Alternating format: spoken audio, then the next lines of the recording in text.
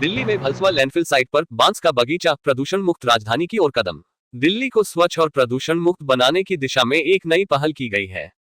Bhalswa landfill site, जो अब तक कूड़े के पहाड़ के रूप में जानी जाती थी, जल्द ही हरियाली से ढकी होगी।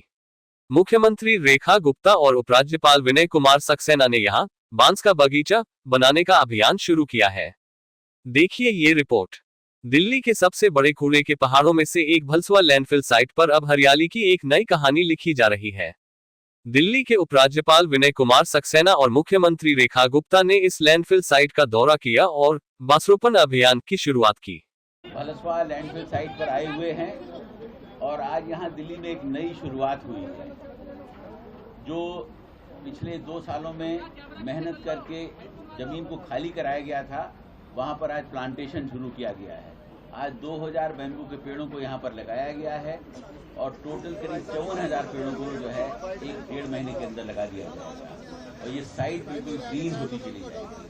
बैम्बू के पेड़ को जानबूझ के लगाया गया है क्योंकि बैम्बू का पेड़ जो है 30% ज़्यादा ऑक्सीजन ट्रांसमिट करता है, क्योंकि दिल्ली एक पोल्यूटेड सिटी है जिसको भी हमारी सरकार जो है पोल्यूशन फ्री करने वाली है, तो एक नई शुरुआत की गई है। उसके साथ साथ बैम्बू पानी कम यूज करता है और बढ़ता बहुत जल्दी है। 1 साल के अंदर आप देखेंगे कि कम से कम 20 से 25 फीट की हाइट को गेन कर लेंगे, तो इसीलिए यहाँ पर इन बैम्बू के पेड़ों को लगाया गया है। और अब आप जब हाईवे से निकला करेंगे तो आपको ये कूड़े का पहाड़ नहीं बल्कि एक ग्रीन पैच दिखाई पड़ेगा।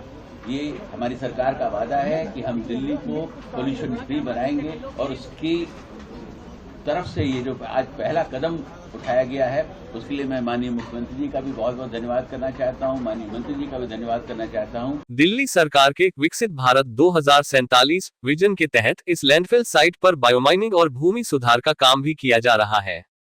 इस दौरान दिल्ली के मंत्री मनजिंदर सिंह सिरसा और उत्तर पश्चिम दिल्ली के सांसद योगेंद्र चंदोलिया भी मौजूद रहे। एलजी साहब, जिन्होंने बड़ी मेहनत से पिछले कई महीनों से इस प्रोजेक्ट को लुक आफ्टर किया। पिछली सरकारें तो केवल बातें करती रही पहाड़ों की, पर पहाड़ का सिरा भी पकड़ नहीं पाई। जो एक्चुअल में यहाँ काम हो रहा है और जो टारगेट सेट किए गए हैं और जो उसमें केंद्र सरकार का भी सहयोग है, आज यहाँ से जितना मटेरियल है केंद्र सरकार के NHAI के अलग अलग प्रोजेक्ट में उसको यूटिलाइज करना, उसको DDA के ग्राउंड्स को लेवलिंग करने में इस्तेमाल करना, लाखों टन मटेरियल यहाँ से वहाँ लगाया गया, जो कि पिछली सरकारों के लिए बिल्कुल थैंकलेस काम था।